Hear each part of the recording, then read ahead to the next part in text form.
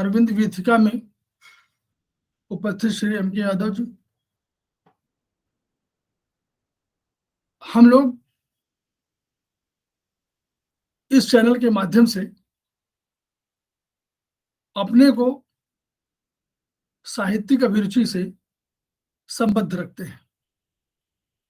कला, साहित्यिक अभिरुचि वाले कोई भी कविता हो, लेख हो, इन सबको पढ़ने सुनने का ये चैनल बनाया गया है।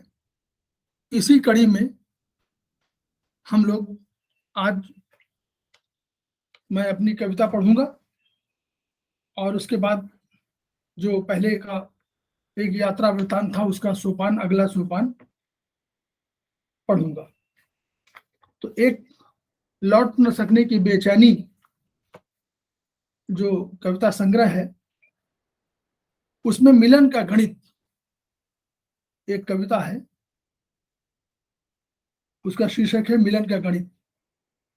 तुमसे परिचय और प्रेम, तुमसे परिचय और प्रेम गौरवान्वित करते हैं मुझे और देते हैं मुझे सर्पदंशों से मुक्ति। तुमसे परिचय और प्रेम गौरवान्वित करते हैं मुझे और देते हैं मुझे सर्पदंशों से मुक्ति। फुसफुसाते अजदहों की लपलपाती जीभों से निर्भयता।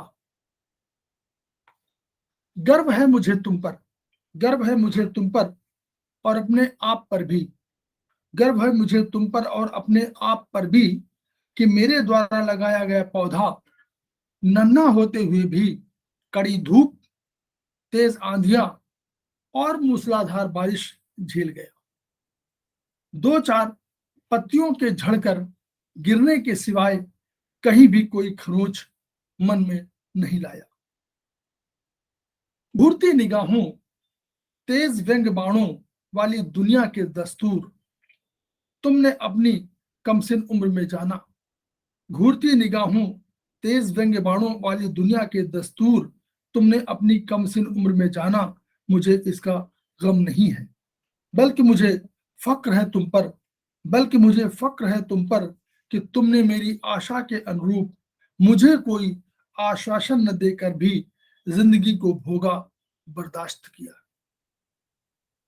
तुम्हें अर्पित करता हूं पूर्व जन्मों के कर्मों का फल, तुम्हें अर्पित करता हूं पूर्व जन्मों के कर्मों का फल, संचित पुण्य और आने वाली हजारों हजार जिंदगियां। बदले में है अगले जन्मों में, बदले में है अगले जन्मों में तुम्हारा सानिध्य पाने की लालसा।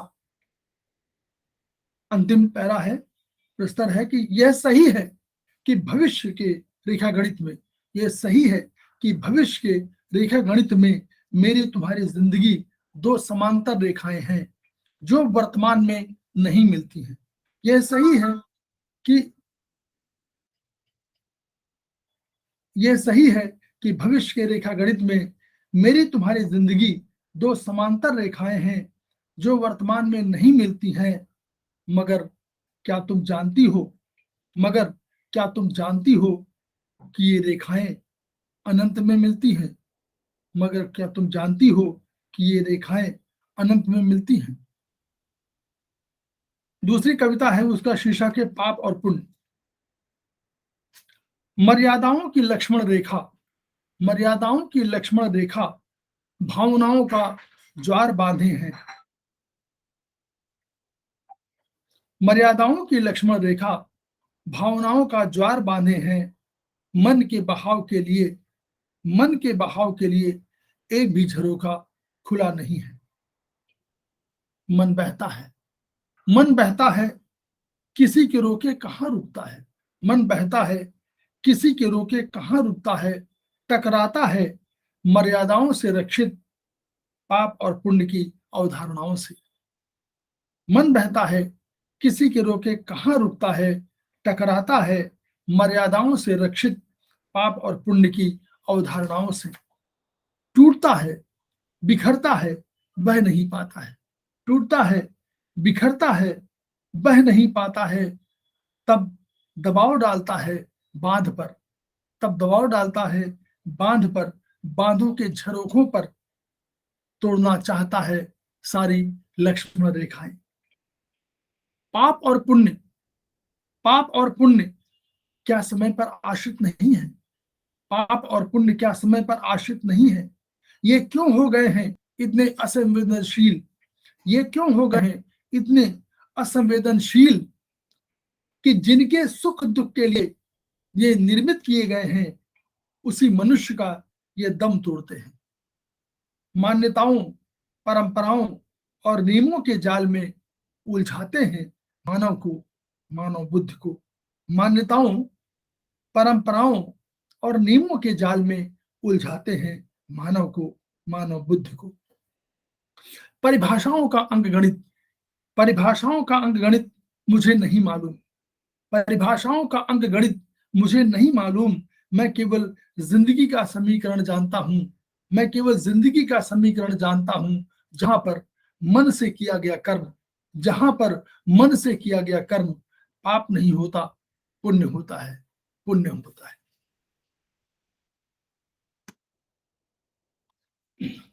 एक प्रकाशित रच, ये कविता शीर्ष ये भी है, एक रचना है, सुन पथिक निशा है नाम मेरा, शीर्षक से प्रकाशित है किताब। उसमें यात्रा वृतांत है। कल के प्रथम सोपान में हम लोगों ने 21 जनवरी तक का, 21 जनवरी 2016 तक का प्रसंग सुना था। उसी यात्रा वृतांत की अगली कड़ी है 22 जनवरी 2016 से शुरू कर रहा हूं। दिनांक 22 जनवरी 2016। ये यात्रा मुंबई, मुंबई के बाद गोवा, गोवा के बाद साउथ इंडिया, फिर उसके बाद दिल्ली वापसी की है। तो दिनांक 22 जनवरी 2016 से शुरू है। नवी मुंबई के पास स्थित बेलापुर मोहल्ले में स्थित मस्जिद का फिल्मांकन फिल्म शोले में किया गया था। मस्जिद अब जीर्ण शीर्ण अवस्था में है, पुरानी लगती है, शायद ही अब इसमें कभी नमाज अदा की जाती हो। इसके पश्चात हम लोग लोनावाला गए, इसके पश्चात हम लोग लोनावाला गए। किसी फिल्म का यह गाना था कि चलती क्या खंडाला। यही खंडाला की पहाड़ियां लोनावाला गांव के इर्द गिर्द है, जहां आज आधुनिक जगत के सुप्रसिद्ध सिने स्टार, अभिनेता, निर्माता, निर्देशक, अभिनेत्री और उद्योगपतियों के बंगले हैं। यहाँ पर वैक्स म्यूजियम भी है, जहां अनेक प्रसिद्ध व्यक्तियों के मोम के पुतले बनाए गए हैं। इन मोम के पुतलों को देखकर सहज ही यह विश्वास नहीं होता कि ये जीवंत नहीं है, वरन मोम के पुतले हैं। इनमें निम्नलिखित प्रसिद्ध व्यक्तियों के पुतले हैं: प्रधानमंत्री Narendra Modi, Kapil Dev, Anna Hazare, Shivaji, Mother Teresa, Angelina Jolie, Amitabh Bachchan, Rabindranath Tagore, Indira Gandhi, Mahatma Gandhi, Jackie Shroff, Atal Bihari Vajpayee, AR Rahman, Baba Ramdev, BR Ambedkar, Sharad Pawar, Yashwant Rao Balwant Rao Chavan, SS Subbulakshmi, Rajiv Gandhi, Sai Baba, Dalai Lama, Michael Jackson, Saddam Hussein, Adolf Hitler, Charlie Chaplin, Prabhudeva. Lonavala की चिक्की प्रसिद्ध है। यहाँ की चिक्की भारतवर्ष में अनेक जगहों को भेजी जाती है। वहां से चिक्की लेकर हम लोग लायन पॉइंट के लिए निकल पड़े।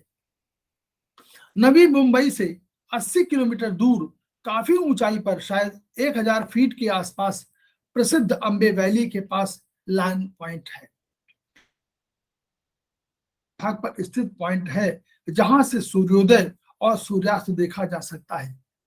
अम्बे वैली में सहारा श्री सुब्रत राय सहित अनेक फिल्मी हस्तियों के बंगले हैं, जो आधुनिकता और ऐश्वर्य की कहानी कहते हैं।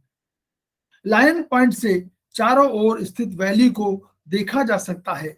सनराइज पॉइंट यद्यपि प्राकृतिक सौंदर्य के दृश्य से बहुत महत्व का नहीं है, किंतु बरसात के मौसम में प्रकृति की मनोहारी छटा देखते ही बनती है। दिनांक 23 जनवरी 2016 हमारी यात्रा मुंबई से गोवा के लिए प्रारंभ हुई। एयरपोर्ट से हमें सीधे चार्ल्सटन रिजॉर्ट जाना था। नॉर्थ गोवा स्थित चार्ल्सटन रिजॉर्ट केलेंगूट ग्राम में है। केलेंगूट एक समुद्र तट है। एयरपोर्ट से लगभग 40-45 किलोमीटर दूर यह रिजॉर्ट है, जिसके बगल में केलेंगूट बीच है। एयरपोर्ट से चार्ल्सटन की ओर जाते हुए सर्पीली सड़कों, हरी भरी वादियों, किनारे खड़ी वनस्पतियों, नारियल पेड़ों सहित प्रकृति की अद्भुत छटा दिखाई दी। कहीं कहीं सड़क मोड़ पर रुक जाती लगती, फिर तुरंत ही वह दिखाई पड़ जाती। गोवा में घर के नक्शे झोपड़ी नुमा है, खपरैल से निर्मित है, जो संभवतः पुर्तगाली सभ्यता से प्रभावित है, क्योंकि यहाँ पुर्तगाल और फ्रांस का शासन बहुत दिनों तक रहा है। गोवा में आधुनिकता का समावेश सभ्यता में हुआ है, परंतु उसने अपने अनूठे एथनिक लुक को त्यागा नहीं है। चार्ल्सटन रिजॉर्ट काफी बड़े भूखंड में फैला है। लगभग 80 कमरे हैं। 80 कमरे कॉटेज सहित पूरे भूखंड में फैले हैं। भवन 2 मंजिला है। स्विमिंग पूल है। स्विमिंग पूल स्थित छोटा सा रेस्तरां है। समुद्र की तरफ बड़ा रेस्तरां व डाइनिंग हॉल है। वुडन कैनोपी है।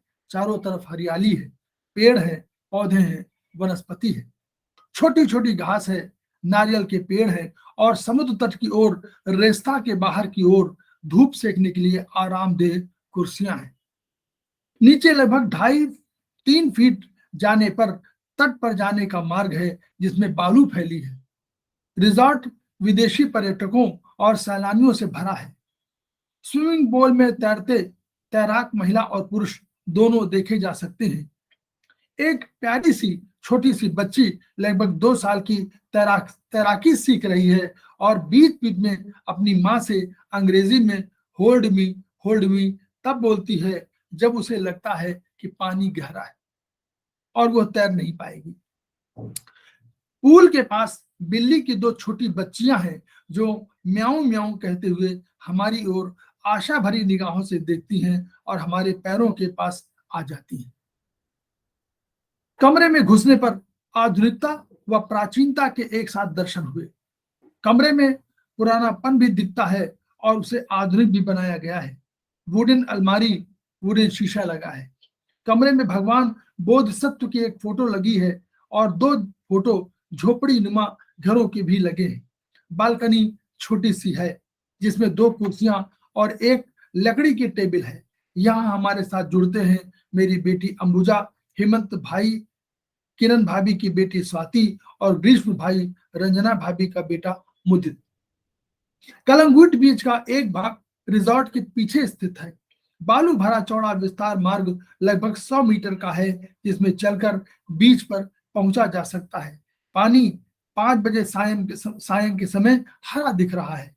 समुद्री लहरों से निर्मित फेन पैरों को स्पर्श करता सा लगता है या अपने नेह को प्रदर्शित करता सा था और करीब आने का आह्वान देता सा प्रतीत होता है।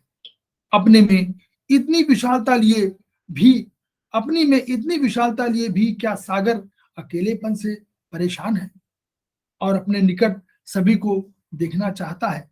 कहा नहीं जा सकता। या वो शाम के समय पैरों को छूकर यह विनय करता सा है कि उसे सूरज और चांद तक पहुंचना है, अतः पहुंचा दो। रात हो गई है। आकाश में चांद आ गया है। उसने अपनी चांदनी की छटा बिखेर दी है। रिजॉर्ट का पिछला भाग और अधिक रहस्यमय हो गया है। बीच बीच में खड़े नारियल के पेड़ इसकी रहस्यात्मकता में और वृद्धि कर रहे हैं। कितने दिन हुए चांदनी रातों के स्निग्धता को, शांति को, नीरवता को, ऊष्मा को महसूस नहीं किया जा सका। आज सब कुछ परिवर्तित सा लग रहा है। प्रकृति मंद मंद मुस्कुराती हुई और चांदनी उसे थपकी देकर सुलाती हुई सी लग रही है।